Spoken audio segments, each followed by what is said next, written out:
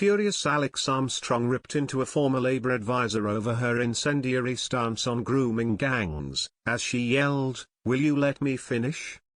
GB News. Alex Armstrong was enraged with show guest Scarlett Maguire this morning, May 8, after she vehemently disagreed with his suggestion that taxpayer funds should reach British people first, instead of asylum seekers. The former Labour advisor, who previously took in a migrant from Eritrea whose father had been incarcerated, asked whether Alex was stupid after he argued illegal migrants should not be entitled to the money.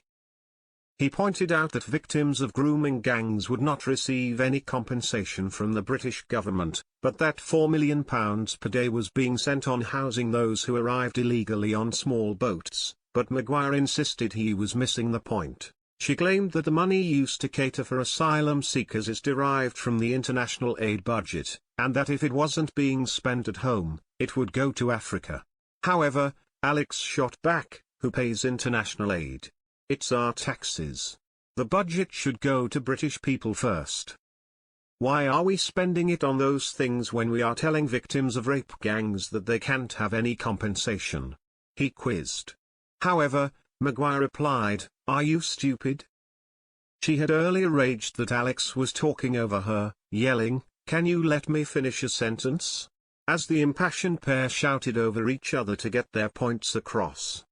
The debate took place moments after GB News host Stephen Dixon declared the amounts spent on asylum seeker hotels had been a complete disaster for Britain.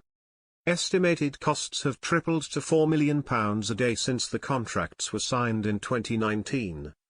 With figures to be released today showing how big the increase is for small boats. The £4.5 billion public money will be paid to the three companies over 10 years, but the National Audit Office, NAO, now claims the real figure could be closer to £15.3 billion. This would increase the average annual cost of asylum accommodation by more than Labour expects to save by cutting winter fuel allowances for millions of pensioners.